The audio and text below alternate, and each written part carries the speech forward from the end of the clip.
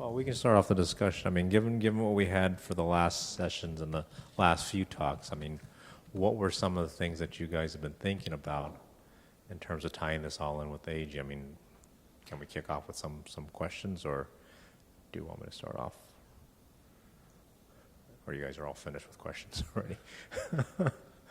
Okay, so one of the things that were discussed in the offline was we didn't hear much of, and I think this is sort of some of the questions that Jeffrey had and didn't give so much in the presentation, was the difference between living systems engineering things versus non-engineering things. And then can you start to learn things in terms of aging that are non-biological?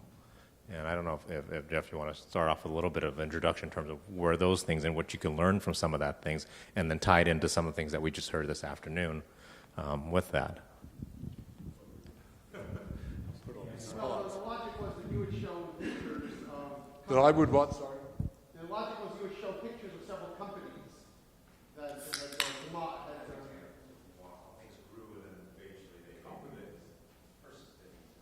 I can say... You did.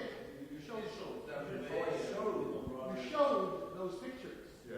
And that leads to the question, which we have not addressed, of to what extent are there analogous, Well, not necessarily companies, but in general, we switched from your talk to all the biology details, which is a necessary background. sure. But the question is, okay, can we go back and can we now explore maybe more how your general idea somehow fits together with the more, mechanistic, detailed perspective? Okay. Okay, so I'll show you Okay. I think that was a teeny bit of a red herring, except for but not entirely. But a better analogy is one that came up somewhere, is machinery, of course. I mean, obviously, about automobiles or any machinery. So, for example, I do know that I just throw this out, and I learned this by looking at Consumer Reports, actually. If you look at the longevity of household machinery, everything from automobiles to washing machines, things that have motors that go round, and you ask, how many heartbeats does a washing machine have, or an automobile? That is, how many times does that engine turn over? That's also roughly an invariant across many of these machines. And interestingly enough, it's about 1 million times, like number of heartbeats. Revolutions, yeah. And you can work out, actually, you can do a little calculation in terms of, like I did here for just how much energy is involved and so forth. That I'm not arguing that this should be taken in a serious way, but it does lead to this question that and this is what I'm leading up to what extent is aging to do with generic properties of breakdown of molecular interactions, and how much is encoded in the genes, so to speak. What is the informational content versus the physical content? And I would argue that the process itself is potentially quite mechanical in a way. It is a wear and tear process, and there is a repair mechanism at work, but that where the genomic parts come in, and one of the things I'm interested in is understanding how the business of things like telomeres and so on play into this as an example, and that is that it is the parameters that are set by the information part by the genome, sets the parameters because those are things that reflect on what the lifespan should be because of evolutionary pressures. So, in terms of what I said in my talk, actually, we live in the natural world, so to speak, as biological animals. We live to about 40 years, maybe, but long enough to have, 15 or 20 children or whatever it was, of which 10 live, and that's enough, so to speak. That's the appropriate, apparently, for our size of mammal. And natural selection only needed to evolve a system that had parameters that ensured in terms of the entropy produced and the dissipative forces at work that led to eventually the mechanical demise of the system, that you provide enough fitness in order to have evolution continue. And that's true for every organism for a given size. So there's this interesting interplay between, I speculate, between the fact that the process itself is relatively mechanical, but it has this feedback loop with the environment that gives rise to, that sets the scale of the parameters. So that's kind of the framework, so to speak, in answer to whatever that question was. Now, the question was, now, companies, by the way, this may be, I don't know, have growth curves and mortality curves which, except for the amount of variance in the system, are extraordinarily similar to organisms. That is, they grow sigmoidally, but there's lots of variance. You know, the markets fluctuate, and that's probably because, you know, we've taken millions of years, hundreds of millions of years in some cases, to evolve and to, in a certain sense, optimize the system, whereas companies, all companies, if you take the whole market, it's only been around maybe at most a couple of 100 years, and really only for 100 years, so you expect tremendous variance, and you see it, but the generic form of a growth of a company is sigmoidal, and in case you don't know, all the major companies in the United States have not grown in size in terms of their assets for the last 50, you know, the major companies are static. If you renormalize to the GDP, the growth of the GDP, they're all essentially static. And similarly, the growth curves are almost identical to biological populations, except for human beings, because they have this beautiful exponential decay, which we did up to about 10,000 years ago. We were that way, and then we started to move towards a rectangle. And so that brings up a whole bunch of other questions that people discussed. But I think the underlying mechanisms of why that's true for companies in terms of their mortality are different, even though I will say the following: their mortality and longevity is intimately related to their phylogeny. If you look at the biggest companies, they all are, almost all of them, not all, and you can think of many exceptions to this, they have a very strong correlation with the number of ancestors, meaning the number of mergers and acquisitions that have been involved during the company's lifespan. Okay, I'll stop there. Okay. Sure. John, you had a question? Or?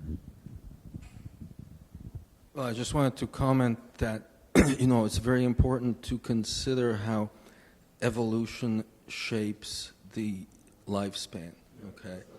And so, you know, I think what is happening is that, you know, life forms try to exploit every possible niche. Otherwise, you know, we would all evolve to be very large, very long-lived animals, okay?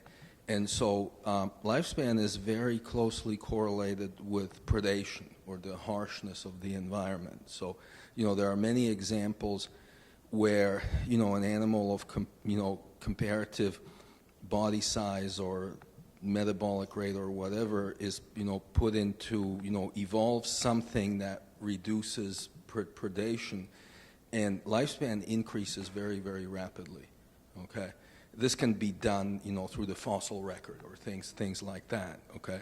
You can, you know, understand why, you know, high predation is going to demand very rapid evolution of, you know, lots of progeny, which drives, you know, short lifespans, etc. You know, that's why mice, you know, they exploit a very particular niche that, you know, is a very high predation, very stressful environment, and that's what drives their lifespan, okay? But what you said is that it may take millions and millions of years to develop all the adaptations that will, change lifespan. Actually is not true. Lifespan can evolve incredibly quickly, okay? And one of the best examples I know are these annual fish that live in Africa. And they're very closely related, and their lifespans are quite different. Some live as short as, I think the maximum is like 6 or 7 weeks, because, the annual rains come, the animals actually survive baked in the mud, okay? And actually it's the eggs that survive, I think. And so then they hatch, they grow, they reproduce, and they die in the period of 5 weeks, okay? 50 miles upriver in a, higher altitude, the same fish or very closely related fish will survive for 6-7 months because, the pools last for that long. And this has been studied in the laboratory. If you bring the animals into the lab where there is, obviously, water for as long as they need it, the lifespan is fixed. It's, genetically fixed, but at the same time can evolve as rapidly as, a few decades. So, that's a very interesting question to me, okay? Because that means that you're really tinkering with, very fundamental physical properties, like you're saying, in a very short period of time, evolutionary speaking.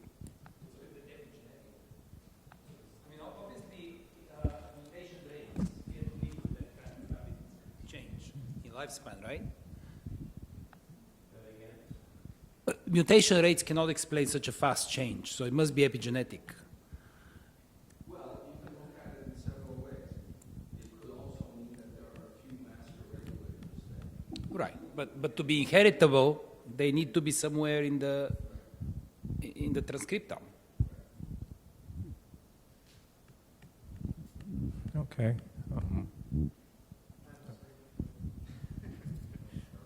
Seemed like you were searching for a segue. So to build off of what John was saying, how does that work in terms of cancer evolution? So you can imagine predation occurring in the context of tumor microenvironments, whether it's the host trying to rid itself of the cancer. And so in a very short period of time, relatively speaking, you could develop multiple new sort of quasi-species. Does that relate then to evolution of individuals as a new species for these fish? Would there be some attributes that one could carry over? Those are very good questions, and I don't think those questions have been asked. Okay? Because these fish have only been studied for a relatively short period of time, and nobody has actually evolved changed the lifespan in the laboratory. So again, you're looking at a historical record, albeit the historic record is very, very recent as opposed to, the fossil record. But this fish in the laboratory is all water just be 5 months old? Yes, that's right. But there are fish, because I know there are fish in India that actually survive, and when you keep it here in the fish tank, they actually don't go to the same site. So they go in. So, as you say, there is something inside. It's master regulator. And it's interesting because these fish have been studied now for really like 10 years or so, and so they've been some that were collected long time ago, and then some groups went and actually recollected them again. So there are isolates that were obtained like in 2006 that from these short season pools, and they have a short lifespan. And now of course, what do? We do things that we can do. So they tested these fish for CR, they treated them with resveratrol, and they respond exactly as you would predict, okay? CR extends their lifespan from like 6 weeks to 8 weeks, okay? So everything seems to have scaled. It's very, very interesting.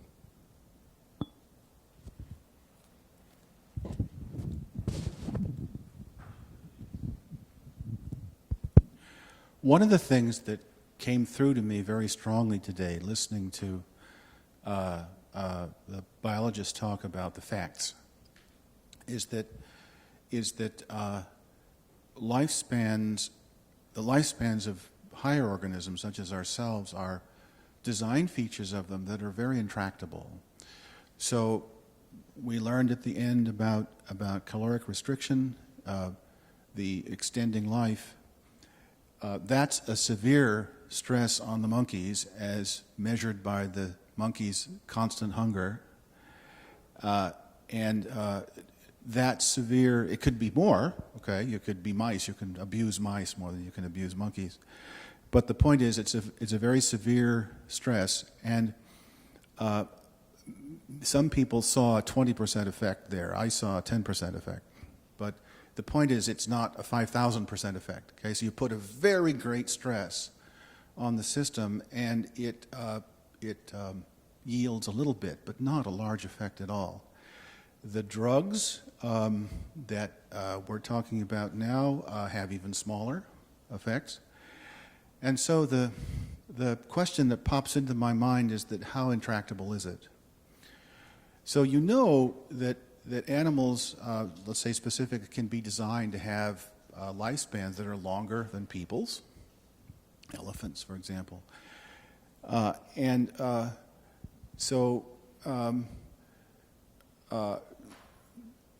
There's something about the design that is picking out this particular time scale for whatever reason.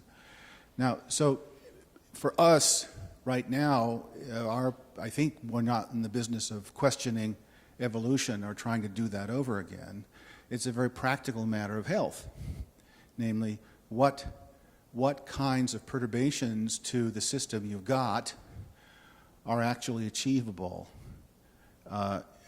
practically with means. And I think probably what that means is drugs, means specifically chemical intervention, either one drug or a handful of them, cocktail. So the intellectual question is how susceptible is the system to various perturbations, and what's the most that you can achieve with the design you presently have without causing health problems.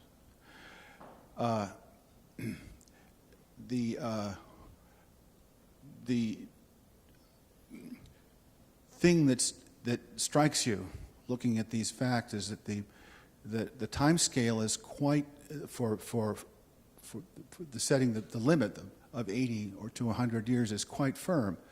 So there's been a 30% increase in average lifespan over the course of since the beginning of the 20th century, but there has been essentially no increase in the final asymptote, right?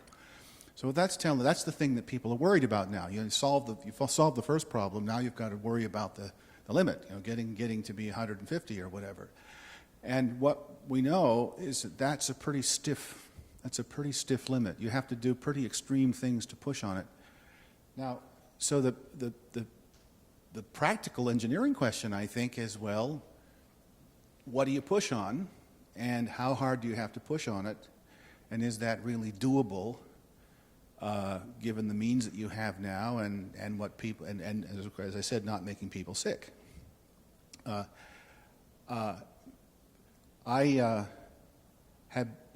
think what I'm reading here is that just isn't enough data. Some things have been found by accident, okay? But there is, as of this moment, there is no simple pill that has a big effect. And I guess your task is to figure out, first of all, if that's possible even in principle. And the second thing is, well, if it is, what is it, and how do I get some of it? Okay. Anybody else want to chime in on that? Maybe we should just jump to...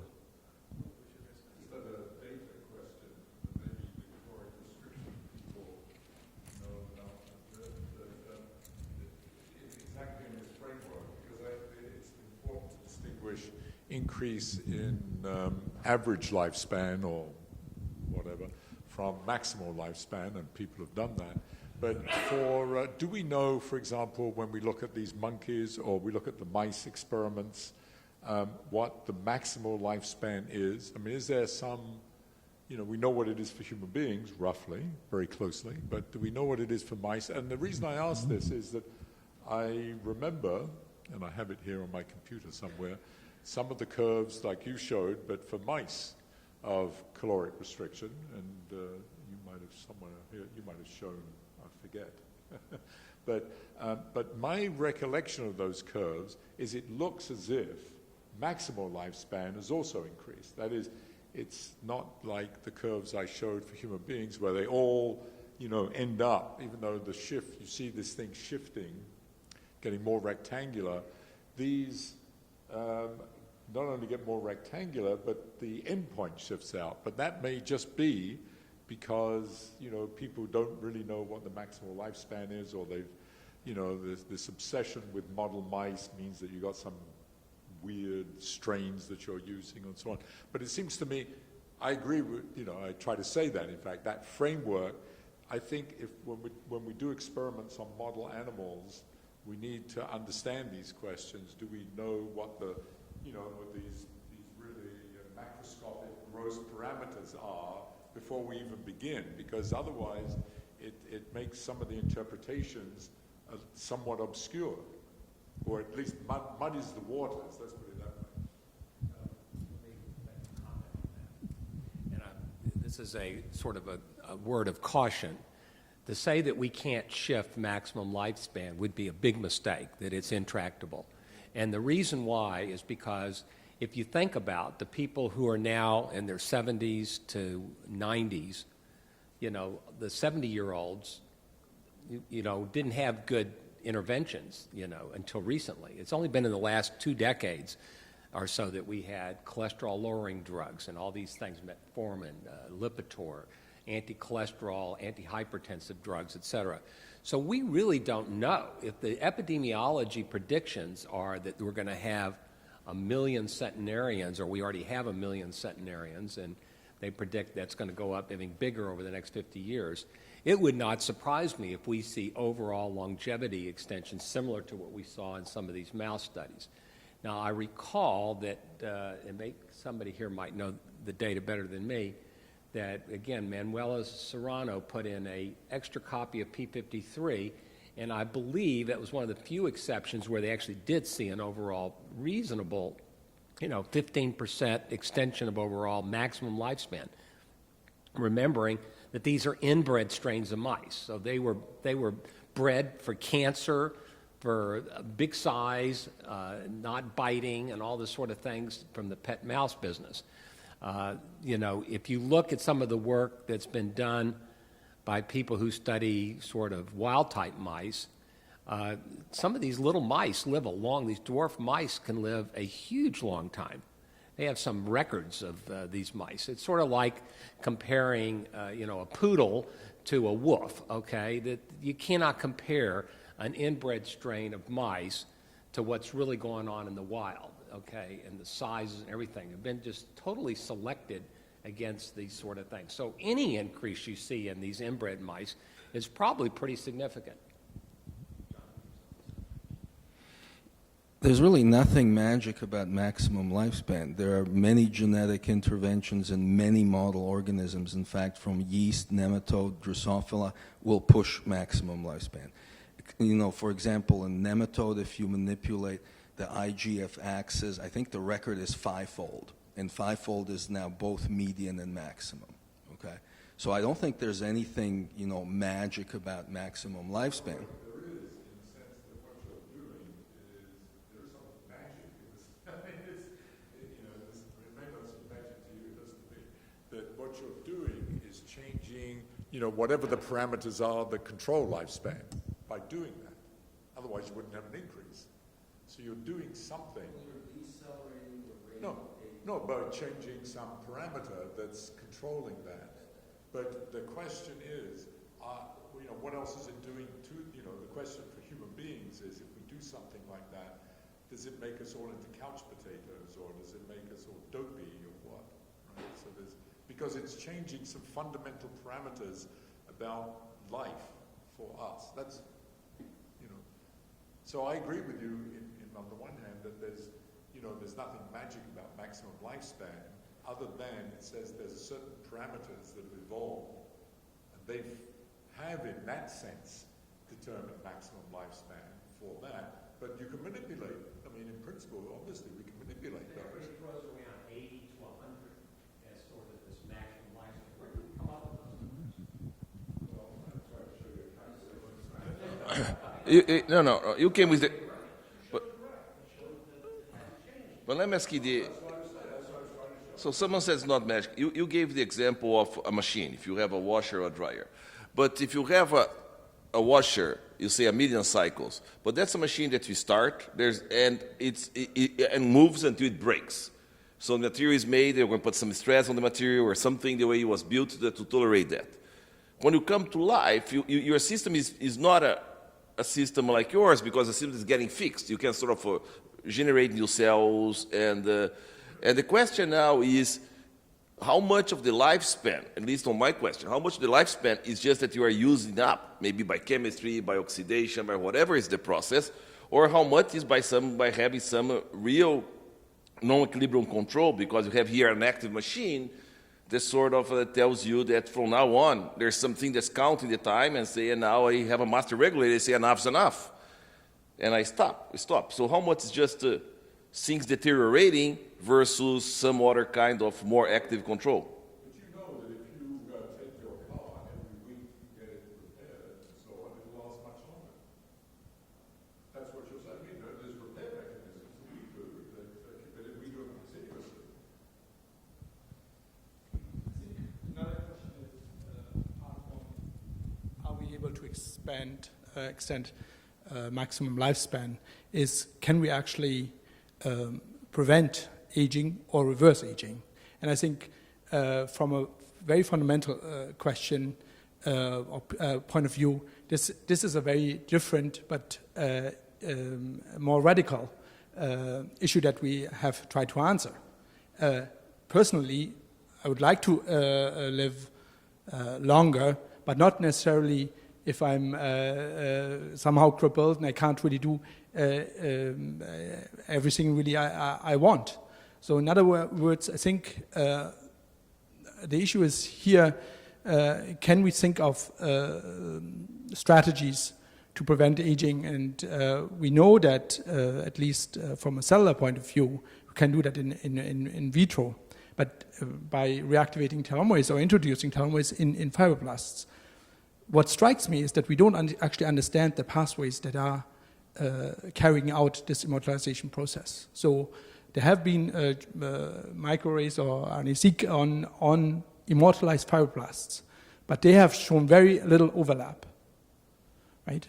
So the question is, can we now transfer this knowledge that we have from in vitro data into an in vivo system? Do we have an in vivo system that we can actually employ to understand, well, do we have an in vivo system where you can reverse aging? Question. Then can we identify the pathways that are carrying out and important for this either prevention or really reversing of the aging? We know it's fundamentally possible through the iPS cell work. I think that should be a strong indication that we should not think that aging is just a one-way process. So I was going to ask a question based on what you said. So from your perspective, why don't we have interventions in the mouse that increases its lifespan by a factor of 5 when we have it for the worm? I mean, is it just that we just don't know enough about the mouse and we have a harder time to do experiments? Or could there be something where as you increase in complexity, it becomes harder to do this? What's the wisdom in the field about that? Yeah, that's all I want to know. I mean, obviously we knew the answer. So if you look at C. elegans or you look at flies, the adult is almost all postmitotic.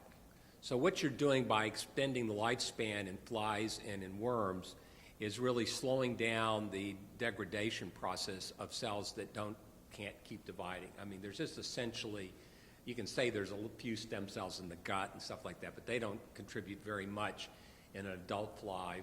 In fact, it's our humanistic way of thinking about adulthood and all this other sort of things. When if I asked you, what do you know about the 17-year cicada that lives in this part of the world? You know, the adult cicada is only around for a few days, right? I mean, it lives under the ground as a grub for 17 years. But it's our humanistic sort of way of thinking about adult. So you have to sort of describe what you mean by life or longevity and all that sort of things, right? And from a standpoint of a cicada, they've had a good life for 17 years underground, and they come up, they reproduce, and who knows? But I think that the problem with a lot of these model organisms has been that these incremental or sometimes very substantial changes, which can be explained by the insulin-like growth factor pathway and all those sort of things, are very impressive, but I don't think it really pertains that much to mammalian aging. I just think that you're not going to see those five-fold changes. So then we have to get the rebuttal, because you basically said it did.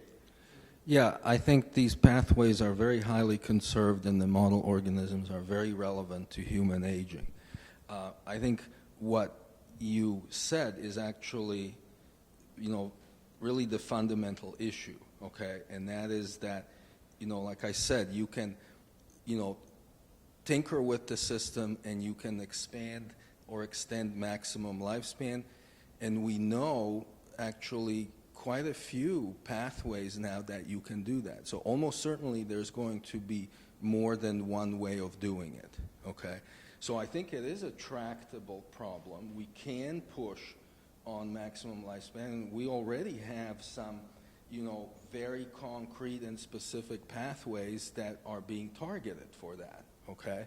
Now, what you have said is also true, and that is that none of these interventions have extended lifespan more than by 20, 30, 40%. So there must be something that evolution has done between the mouse and the naked mole rat or a mouse and the bat that we haven't hit on yet.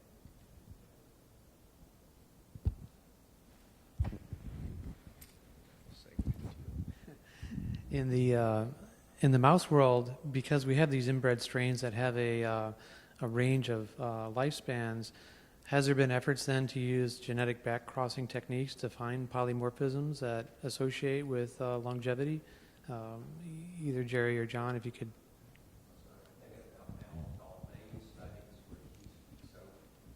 I can't tell you the details, but there have been people now that are really looking at crossing all the common ones and getting them back to a much more heterogeneous background, and they're using those for a variety of studies. I don't have any specific data on lifespan studies in these, but that's basically, there are a lot of ongoing studies looking for that. And I think didn't Richard Hodis do an experiment? Anybody here from NIA? I think Hodis did some experiments by using spreadus mice and doing something else, and was able to show some sort of extension of lifespan. So I think that the mouse model isn't ruined. I just don't think that we've got the right tools right now to show these dramatic changes. I agree with John that we've been looking, that we know a lot about pathways. It may be in the future we'll be taking metformin, we'll be taking an anti-cholesterol drug, which seems to reduce not only your cholesterol, reduces your risk of colon cancer, apparently. We'll be taking more vitamins that have been shown to reduce risk of diseases.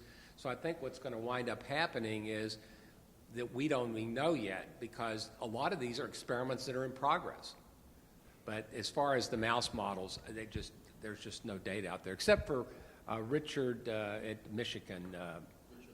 Richard Miller has done a lot of work with those, and he's got these dwarf mice that can live 4 and 5 years, okay? I think that's the record.